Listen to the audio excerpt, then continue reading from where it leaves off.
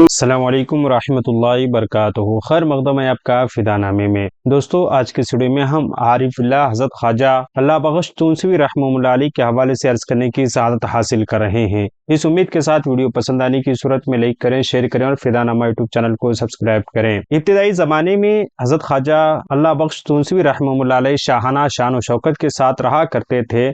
جب اپنے اصلی مقام پر فائز ہوئے تو پرانی ٹوپی، نیلا تہبند اور معمولی کپڑے زیب تن فرماتے تھے۔ جد امجد کے فیض اور تربیت سے نماز اور روزے کی محبت بچپن ہی سے دل میں گھر کر چکی تھی۔ وقت گزرنے کے ساتھ ساتھ عبادات اور ریاضات میں انتہائی قلبی لگاؤ محسوس ہوتا تھا۔ مریدین و متوسلین کو ہر قسم کی گمراہ کن تحریکوں اور بد مذہبوں سے دور رہنے کی تلقین فرمایا کرتے تھے۔ خصوصاً غلام احمد قادیانی نے جب اپنے عقائد کی تشہیر شروع کی تو آپ اپنی جگہ بیٹھ کر نہایت سختی سے اس کی تردید فرماتے رہے اور کوشش کی کہ مسلمانوں کا دینی احساس بیدار ہو جائے تاکہ اس قسم کے گمراہ کن تحریکوں سے متاثر نہ ہونے پائیں۔ حالانکہ ابھی تک مرزا نے نبوت کا دعویٰ نہیں کیا تھا، آپ نے وقت سے پہلے ہی اس کے ارادے بھانپ لیے تھے۔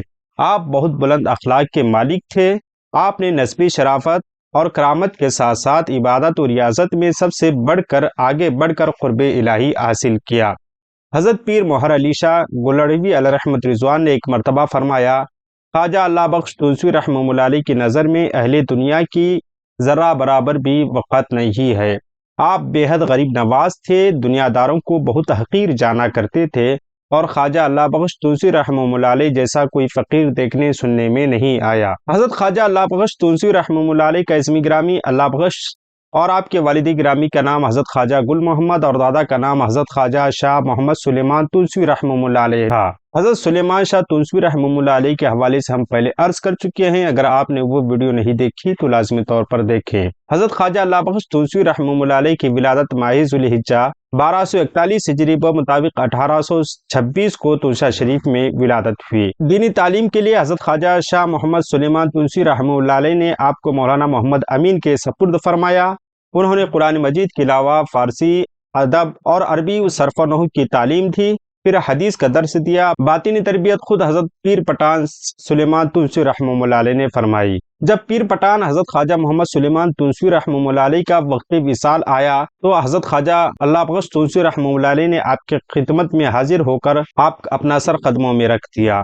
عرض کیا، میں آپ سے کچھ اور نہیں مانگتا، صرف یہ چاہتا ہوں کہ آپ کے فقیروں کی جوتیاں ہمیشہ سیدھا کرتا رہوں۔ یہ سن کر حضرت شیخ پر ایک کیفیت طاری ہو گئی اور فرمایا، وَنُفِخْتَ فِيهِ مِن رُوحِي، اور جانے آفرین کے سپرد کر دی۔ حضرت خواجہ اللہ بخش تونسوی رحمہ اللہ علیہ کو حضرت خواجہ محمد سلیمان تونسوی رحمہ اللہ علیہ سے بیعت اور خلافت کا شرف حاصل رہا۔ آپ 29 جمادی الاولیٰ 13 ستمبر 1319 ہجری مطابق 1901 عیسوی کو آپ کا وصال ہوا اور آپ کا مزار شریف تونسا شریف میں واقع ہے۔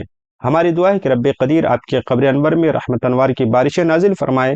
ملتے ہیں اگلی ویڈیو میں۔ السلام علیکم۔